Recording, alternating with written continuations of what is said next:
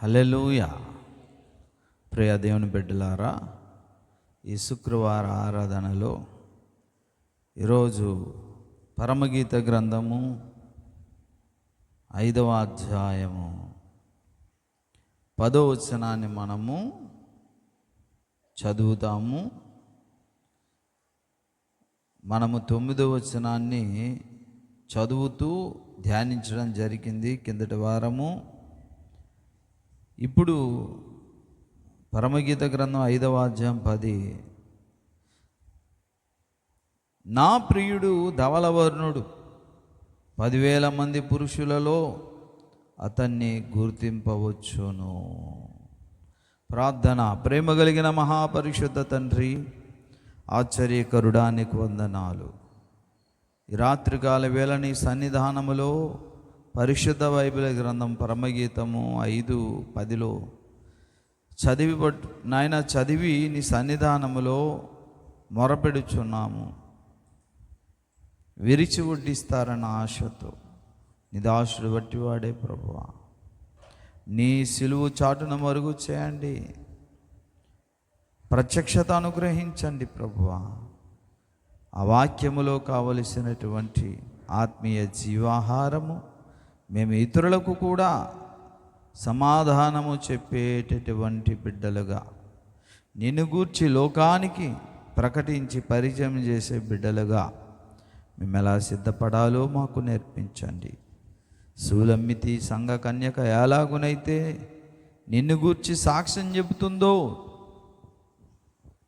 మేము కూడా మా నిజ జీవితాలలో ఈ మా తరములో ఉన్న మనుషులకు నిన్ను గూర్చి నాయన ప్రకటించి నిన్ను గూర్చి సాక్ష్యం చెప్పుటకై మమ్మల్ని నీ ఆత్మచేత నింపి బలపరిచి నడిపించి మహిమ పొందండి, సహాయం చేయండి. యేసు నామమున ప్రార్థిస్తున్నాము తండ్రి, ఆమెన్. దేవునికి స్తోత్రం. హల్లెలూయా. ప్రియులారా, ఈ పరమగీత గ్రంథం 5:10 నా ప్రియుడు ధవలవర్ణుడు రత్నవర్ణుడు అంటే కొంతమంది స్త్రీలు ఈమెను అడిగారు. ఈమెవరు? సూలమ్మితి అనగా సంఘ కన్యకకు ఉపమాన పరిభాషలో పేరు. ఈమెను ఎవరో అడిగేసరికి టకీమని ఆమె చెబుతుంది. నావాడు ఎటువంటి వాడో తెలుసా, నా ప్రియుడు ఎటువంటి వ్యక్తిత్వం గలవాడో తెలుసా అని వల్లిస్తూ చెబుతుంది. నా ప్రియుడు ధవలవర్ణుడు, నా ప్రియుడు రత్నవర్ణుడు, నా ప్రియుడు 10,000 మందిలో కూడా అతన్ని గుర్తించవచ్చు. ఎంత అద్భుతమైనటువంటి సాక్ష్యం అండి ఆమెది. ప్రియులారా, ధవలవర్ణుడు అనే సంగతిని ఆమె ప్రకటిస్తుంది. నా ప్రియుడు ధవలవర్ణుడు. ధవలము అంటే తెలుపు, ప్రకాశమానమైనది తెలుపు. ధవలవర్ణుడు అంటే తెల్లగా తెలుపు. పిల్లరా, పరిశుద్ధత. యేసుక్రీస్తు వారు పరిశుద్ధుడు అని ఆమె తన జీవిత అనుభవంలో తెలుసుకుంది. యేసే పరిశుద్ధుడు, యేసుగాక ఎవరు పరిశుద్ధులు లేరు అనే సత్యాన్ని ఆమె తెలుసుకుంది. కాబట్టి ఆమెను నిద్రలో లేపామా, నీ ప్రియుడు ఎటువంటి వాడంటే టకీ చెప్తాడు. నా ప్రియుడు ఇటువంటి వాడు అటువంటి చెప్తాది ఆమె. అలా ఉండాలి మనం. నా ప్రియుడైన యేసయ్య పరిశుద్ధుడు, అది నీ నరనరాన జీర్ణించుకుపోవాలి. మన విశ్వాసములో, అంతరంగములో, ఆత్మలో, మానసికంగా, ఆత్మీయంగా నరనరాన జీర్ణించుకుపోవాలి. యేసుగాక పరిశుద్ధుడు ఎవరు లేరండి. ఎందుకు మనము యేసుక్రీస్తుని గూర్చిన పరిశుద్ధతను గూర్చి సంపూర్ణమైన దృఢమైన నమ్మకం ఉండాలి అంటే యేసుక్రీస్తు పరిశుద్ధత మీద బురద జల్లే కొన్ని ప్రసంగాలు, కొన్ని డినామినేషన్లు, కొంతమంది మతోన్మాదులు ఉన్నారు. ఒకవేళ ఆ మాటలను నమ్మి చెడిపోతే నీ ప్రాణప్రియుడైన యేసును నువ్వు దూరం చేసుకొని నువ్వు నరకానికి పోయే అవకాశాలు ఉండొచ్చు. అందుకే పౌలు అంటాడు, కొరింథీయులకు రాసినటువంటి 2వ పత్రిక 11లో, సర్పము తన కుయుక్తి చేత హవ్వను మోసగించినట్లుగా ఓ సూలమ్మితి కన్యక, కడపటి అవ్వా అంటే సంఘం, బహుశా నిన్ను ఆ ఘట సర్పం మోసగించవచ్చు. ఎలా మోసగిస్తాడు వాడంటే యేసయ్య పట్ల ఉన్న సరళతలో నుండి, యేసయ్య పట్ల ఉన్న సరళతలో నుండి నీవు తప్పిపోతావేమో. సరళత అంటే అరమరక లేకుండా తిన్నగా ఖచ్చితంగా ఎస్ యేసుగాక ఎవరు పరిశుద్ధులు లేరు. యేసయ్య అందరినీ తన రక్తం చేత పరిశుద్ధులుగా చేశారు. ఇది నమ్ముతాం. అలా చెప్పగలగాలి.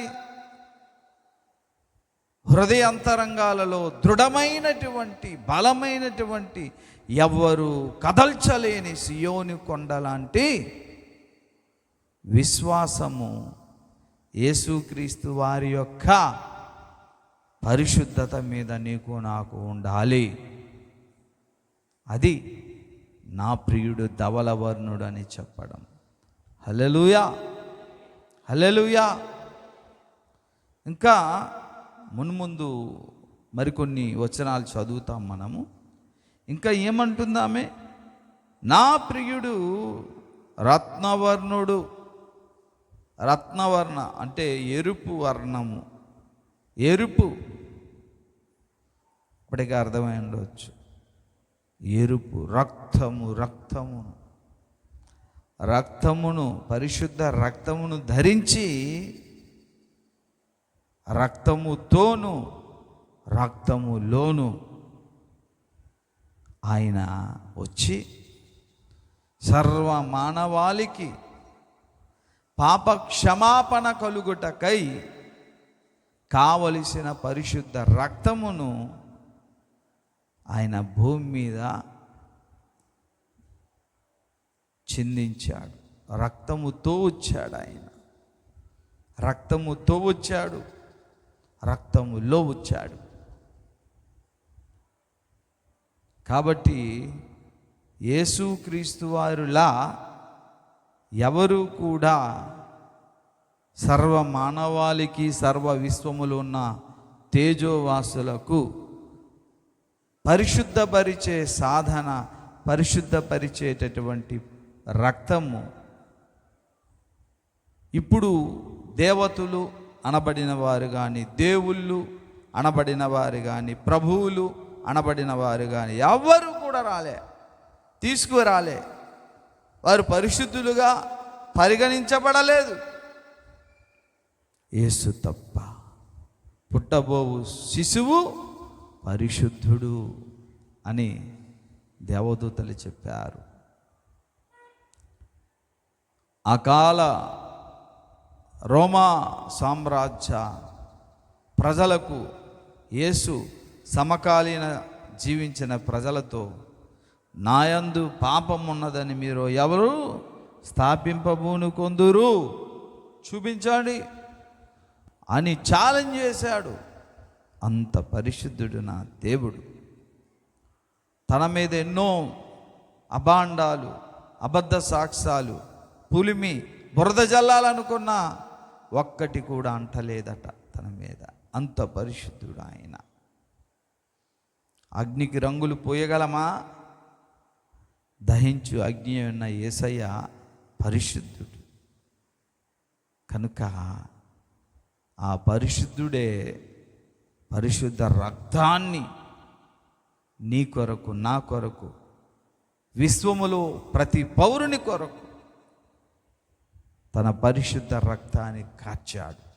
ఆయన తప్ప ఎవరు అలాగా కార్చలేదు అనేది నీవు నేను హృదయంతరంగాలలో దృఢమైన నమ్మకంతో సాక్ష్యం చెప్పగలగాలి. అందుకే ఆమె ఏమంటుందండి, నా ప్రియుడు ధవలవర్ణుడు రత్నవర్ణుడు అని అన్నది. అదే విషయాన్ని యోహాను మొదటి పత్రిక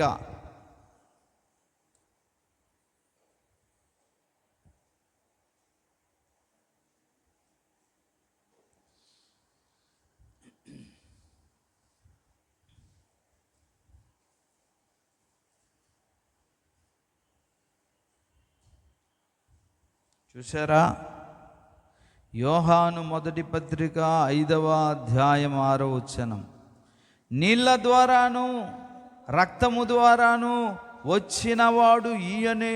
హల్లెలూయా. మళ్ళీ రక్తం ఏంటిది? రత్న వర్ణుడు, ఎర్రటి యేసయ్య తన రక్తముని చిందించాడు. అందుకే ఆయన ఎలా వచ్చాడటండి? నీళ్ళ ద్వారా. నీళ్ళంటే నీళ్ళు, రక్తం ఏంటి?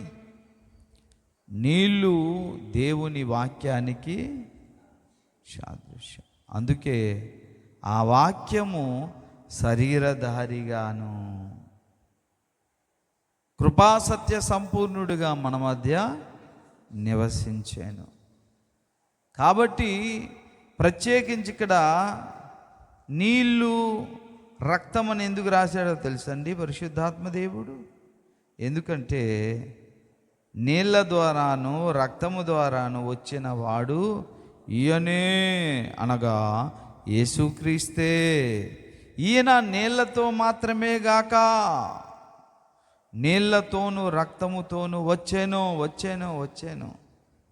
ఆత్మ సత్యము గనుక సాక్ష్యమిచ్చువాడు ఆత్మయే. మళ్ళీ 7వ వచనం, సాక్ష్యమిచ్చువారు 3, ఆత్మయు నీళ్లును రక్తమును. చూసారండి? ఆత్మయు నీళ్లును రక్తమును.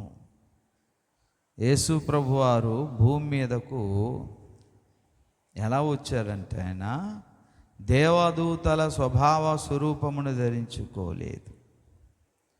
తన పిల్లలు రక్తమాంసములు గలవారైనందున, హెబ్రీయులకు రాసిన పత్రిక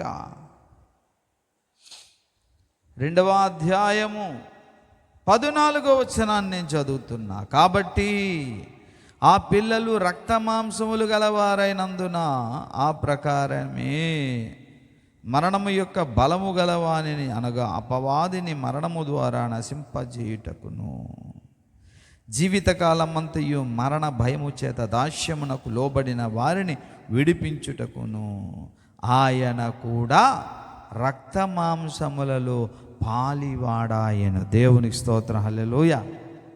అర్థమైందా? పరిశుద్ధుడైన దేవుడు పరిశుద్ధ దేహముతో, పరిశుద్ధ రక్తముతో, నాలా నీకు శరీరం ఉంది, రక్తం ఉంది, ఆత్మ ఉంది. మరి మనల్ని రక్షించాలనుకుంటే ఆయనకి ఒక దేహం అవసరం.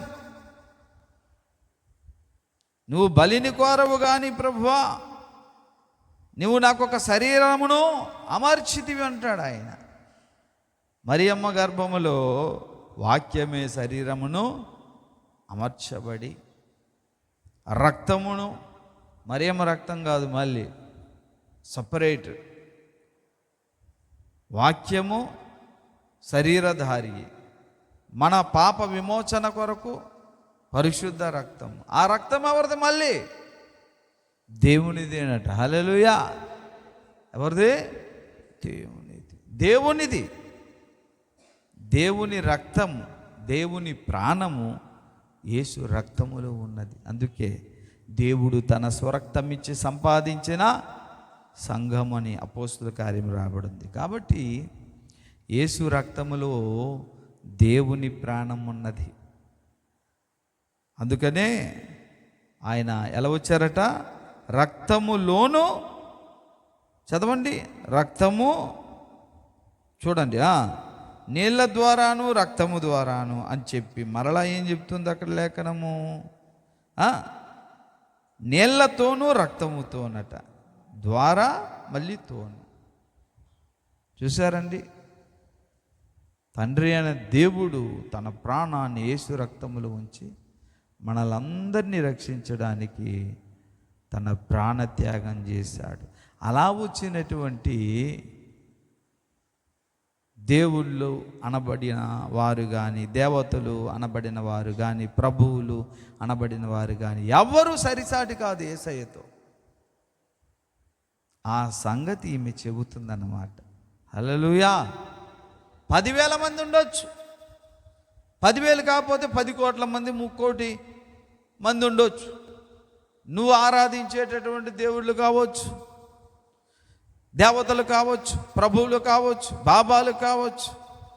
కానీ ఈ రీతిగా వచ్చినటువంటి వ్యక్తి అయితే మీ దగ్గర ఎవరు లేరు.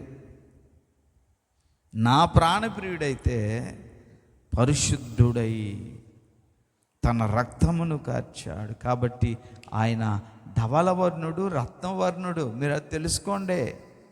నాకు తెలుసు అంటుందామె. ఎంత అద్భుతమైనటువంటి సందేశం ఇచ్చిందండి ఆవిడ.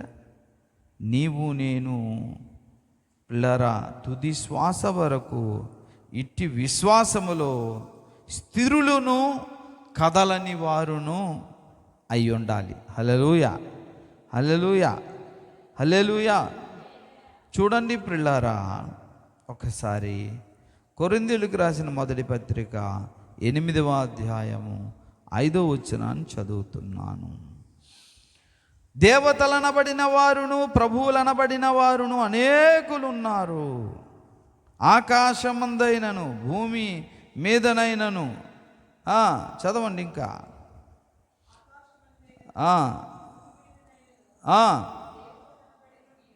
యున్నను మనకు ఒక్కడే దేవుడు, అతడు 10,000లో ఈజీగా పోల్చవచ్చు. ఎవరైతే పరిశుద్ధుడై ఉండి, ఎవరైతే సర్వ మానవాళి జన్మ కర్మ పాపాల కొరకు, విశ్వములో ఉన్నటువంటి పౌరుల కొరకు తన రక్తాన్ని కార్చాడో, ధవలవర్ణుడై ఉన్నాడో, అతడే నా ప్రియుడు. తప్ప 10,000 మంది ఉండవచ్చు, గొప్ప గొప్ప విల్లంబులు ఆయుధాలు ధరించుకోవచ్చు. అర్థమవుతుందండి? సకల అంగాలకు విల్లంబులు, ఏవేవో కొన్ని చక్రాలు ఉన్నాయి కదా, ఆయుధాలు యుద్ధమాడడానికి. కానీ నా ప్రాణప్రియుడు యేసయ్య విల్లంబులు చేత పట్టుకుని రాలే, పరిశుద్ధతతో వచ్చాడు, పరిశుద్ధ రక్తముతో వచ్చాడు. హల్లెలూయా. అందుకే ఆయన నీళ్ళ ద్వారాను రక్తము ద్వారాను వచ్చాడు. అలా వచ్చిన వాడు ఎవరు లేదు, యేసు తప్ప. నీళ్ళ ద్వారా అంటే ఆ వాక్యమే శరీరధారి, రక్తం అంటే దేవుని ప్రాణముతో కలిపిన రక్తం, అక్షయ జీవము. ఆ రక్తం వచ్చి చిందించి ఆ రక్త ధారలో నన్ను కడిగాడు. ఈ శూలమ్మితి కన్యకనైన నన్ను కడిగాడు. అలా నా జన్మ కర్మ పాపాలు కడిగిన వారు ఎవరైనా ఉన్నారా? 10,000 మంది దేవుళ్ళు అనబడిన వారు చాలామంది ఉన్నారు ప్రపంచంలో. కానీ నా ప్రాణప్రియుడిలాగా ధవలవర్ణుడు, రత్నవర్ణుడు వాళ్ళు కారు, ఈయన మాత్రమే. అందుకే 10,000 మందిలో ఆయన పోల్చదగిన పురుషుడు. అట్టే గుర్తించవచ్చు. నీకు తెలియదా? ఇంతమందిని నీ జీవితంలో వరుసగా లెక్కబెట్టి ధ్యానించావు, స్మరించావు, దండం పెట్టావు, నమస్కరించావు. కానీ ఈ ధవలవర్ణుడు, ఈ రత్నవర్ణుడికి తారసపడలేదా? చెప్తాను చూడు. ధవలవర్ణుడు అతి పరిశుద్ధుడు, సరాసరి పైనుండి వచ్చాడు ఆయన. ధవలవర్ణుడు, రత్నవర్ణుడు పైనుండి వచ్చిన పరమాత్ముడు శిలువ మీద రత్నవర్ణుడుగా అనగా రక్తమును కార్చాడు. సర్వ పాప పరిహారో రక్త ప్రోక్షణం భవశ్యం తద్రక్తం పరమాత్మేనాం పుణ్యదాన బలియాగా. అలా ఎవరున్నారు? యేసులోనే కనబడుతుంది. నీకు తెలియదా? నా ప్రియుడు ధవలవర్ణుడు, నా ప్రియుడు రత్నవర్ణుడు. ఎంత చక్కగా చెప్పిందండి. నువ్వు నేను ఈ తరము వారికి ఇలానే చెప్పాలి. హల్లెలూయా, హల్లెలూయా. హెబ్రీయులకు రాసిన పత్రిక 1వ అధ్యాయము ప్రియులారా 3వ వచనాన్ని నేను చదువుతున్నా. ఆయన దేవుని మహిమ యొక్క తేజస్సును, ఆయన తత్వం యొక్క మూర్తిమంతమునయ్యుండి తన మహత్తు గల మాట చేత సమస్తమును నిర్వహించుచు పాపముల విషయములో శుద్ధీకరణ తానే చేసి దేవదూతల కంటే ఎంతో శ్రేష్టమైన నామం పొందెను. వారందరికంటే అంత శ్రేష్ఠుడు 10,000 మందిలో. హల్లెలూయా. 10,000 అంటే కేవలం 10,000 అని లెక్క కాదు. ఇలాంటి కోటాను కోట్ల మహానుభావులు, శరాబులు, కెరూబులు, తేజోవాసులు ఈ భూమి మీద, దేవతలు, బాబాలు, అవతారాలు ఎన్నున్నా కానివ్వండి, ఈయన మాత్రం సపరేట్. అట్టే పట్టియవచ్చు. ఎందుకంటే ఆయన ధవలవర్ణుడు, రత్నవర్ణుడు. చూసారా ఏం చేశారట? పాపముల విషయములో శుద్ధీకరణ తానే చేసి. అర్థమైందండి?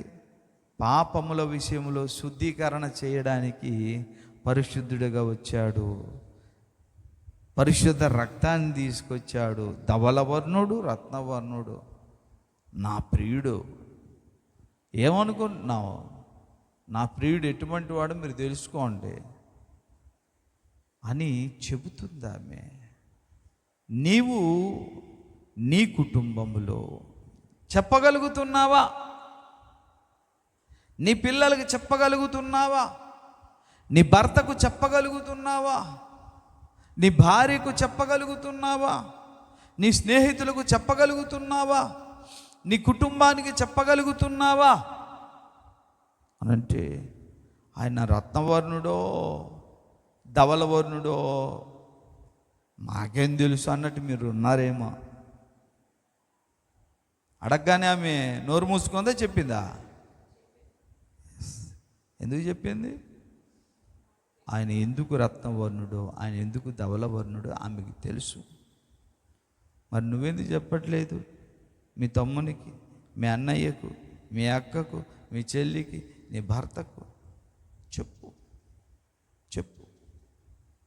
అది కాదమ్మా, ఇంగ్లీష్ దేవుడండి, మత మార్పిడి చేయడానికి యేసు ప్రభు వారిని తీసుకొచ్చారు, బ్రిటిష్ వాళ్ళు తీసుకొచ్చారు, ఆ పాస్టర్లు మిమ్మల్ని మోసం చేసి మీ వల్ల బ్రతకడానికి యేసు ప్రభు వారి కోసం చెప్తున్నారు అని మరలా యేసయ్య పట్ల ఉన్న విశ్వాసము, యేసయ్య పరిశుద్ధత పట్ల, ఆయన రక్తము పట్ల, ఆయన సత్యము పట్ల ఉన్న తిన్నని మనస్సును మీకు వంకరగా తయారు చేస్తారు వాళ్ళు. అప్పుడు కూడా తమ్ముడే పేకాటే. అలాగా బాబు, బంధము బాంధవ్యాలే, విశ్వాసము దైవభక్తి అది వేరు అంతే. అర్థమవుతుందండి? బాంధవ్యాలైతే అది తర్వాత సంగతి. యేసు దేవుడు కాదంటే బాంధవ్యాలు కూడా నిలబడదు. చెప్తున్నానుగా, వద్దు బాబు, మా ఇంట్లో వారు ఒప్పుకోవట్లేదు అని బాంధవ్యాలకే నువ్వు ప్రాధాన్యత ఇచ్చి యేసయ్యను వదిలేసుకుంటే యుగాలు నీ బంధువులతో కలిసి శాశ్వతంగా దేవుని చేత బహిష్కరించబడి సాతాను, అబద్ధ క్రీస్తు, అబద్ధ ప్రవక్త, చీకటి శక్తులు కాలుచున్న అగ్నిగుండములలో పడవేయబడతారు. అది బైబిల్ చెప్తున్న సత్యం. కనుక మనము సూలమ్మితి సంఘ కన్యకల విశ్వాసిగా నువ్వు నేను ఏం చేయాలండి? పాపముల విషయములో శుద్ధీకరణ తానే మా కోసం చేశాడు. అతను తప్ప ఎవరు చేయలేదు. తానే రక్తమాంస శరీరమును ధరించి జీవితాంతం మరణ భయము చేత ఉన్న నన్ను ఇప్పుడు తన రక్తం చేత నన్ను కడిగి తన కృప చేత నన్ను క్షమించి ఓ మరణం మీద కూడా జయమనిచ్చాడు. అలా ఇచ్చిన వాడు ఎవరున్నారు? ఎవరు లేరు అని చెప్పగలగాలి. దృఢమైన విశ్వాసం అంటే అదే. అర్థమైందండి? నిజంగా ఒక మాట చెప్తాను. గుణవతి అయిన భార్య దొరుకుట అరుదు, అట్టిది ముత్యము కంటే అమూల్యమైనదని సామెతల్లో రాయబడింది. మరి ఎందుకు గుణవతి అయిందామె? ఎందుకు గుణవతి అయిన భార్య దొరుకుట అరుదు? ఎందుకు ఆమె ముత్యము కంటే అమూల్యమైంది చెప్పండి? ఎందుకంటే ఆమె ఆ భార్య తన భర్తను రక్షించుకోగలిగింది. హల్లెలూయా! అర్థమైందండి? తానెంత అమూల్యమైన ముత్యమైన బంగారమైన మరి ఏదైనా రత్నమైనా కానివ్వండి, కానీ తన భర్తను రక్షించుకోలేకపోతే నీ గుణము వల్ల నీ భర్తకు నీ పిల్లలకు వచ్చే లాభమేమి? కాబట్టి గుణవతి అయిన భార్య అంటే తన ఇంటిని తన భర్తను రక్షించుకునేటటువంటి భార్య. ఆమె ధన్యురాలు, ముత్యము కంటే అమూల్యము. హల్లెలూయా!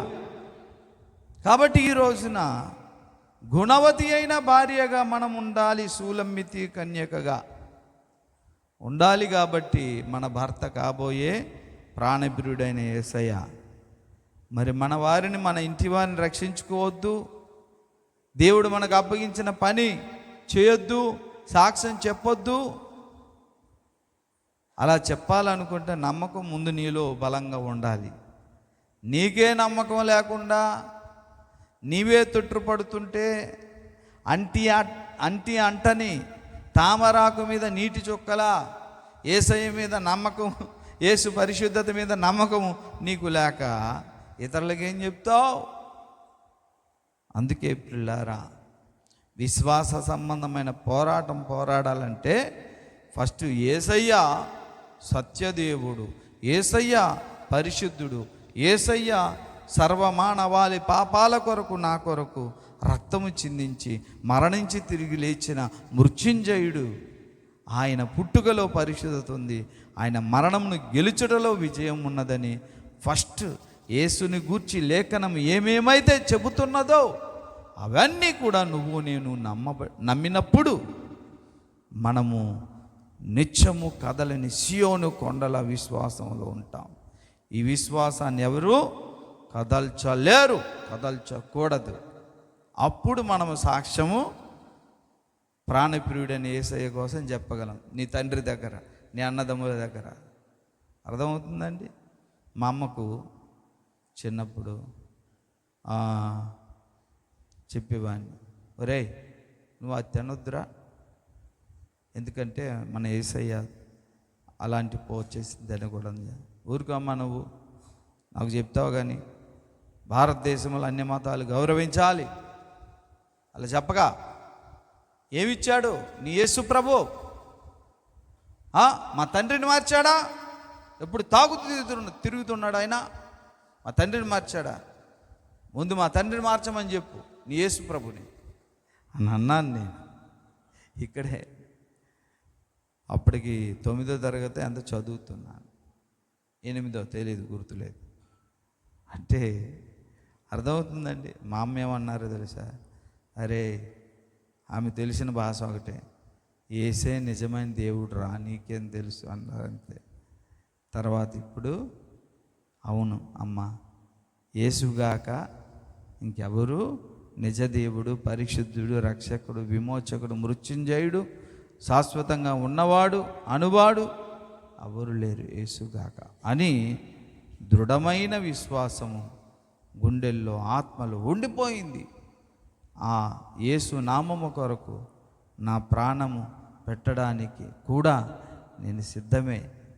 ఆయన నామము కొరకు, ఆయన వాక్యము కొరకు, ఆయన సువార్త కొరకు, ఆయన గురించి సాక్ష్యం ఇచ్చడానికి ప్రలారా ఏమాత్రము కూడా నా ప్రాణాన్ని ప్రియముగా ఎంచుకుని వాడనైతే కాను. దేవుడు తన చిత్తమును బట్టి నా యొక్క ఈ జీవితాన్ని కూడా తన చిత్తమును బట్టి చెక్కి తీసుకెళ్ళాలని ఎప్పుడు ఆశపడతాను. నిరంతరం అడుగుతా, దేవా వేస్ట్గా నా ప్రాణాలు పోకూడదు, నీ కొరకు, నీలో, నీ నిమిత్తమే నేను చనిపోవాలి. ఆ కోరికకు నెరవేర్పు దయచే తండ్రి అని ఇప్పుడు అడుగుతున్నాను, ఎప్పుడు అడుగుతున్నాను. ఇంకా కొంతకాలం భూమి మీద బ్రతకాలి, సత్యము చెప్పాలి, తరం వారికి సర్వసత్యములను నడిపించాలి. దేవుడు నాకు, మాకు, మనకు ఓఫీరయ్య గారికి దేవుడు అనుగ్రహించిన ఆ భారము తన శిష్యులు పంచుకొని ఎలాగైతే నెరవేరుస్తున్నారో ఆ భాగ్యం నాకు కూడా, మనకు కూడా అనుగ్రహించిన దేవుడు మనము కూడా మన బ్రతుకుల్లో సత్యాన్ని మన తరం వారికి తెలియజేస్తూ తనువు చాలించాలి. అదండి సాక్ష్యం చెప్పుటంటే. నా ప్రియుడు ధవలవర్ణుడు, రత్నవర్ణుడు 10,000 మందిలో హల్లెలూయా. ఎంత గొప్ప సాక్ష్యం ఇచ్చిన సూలంబితిలా దేవుడు నిన్ను నన్ను నడిపించునుగాక. ప్రార్థన చేద్దాం, తలలు వంచండి, ప్రార్థన చేద్దాము.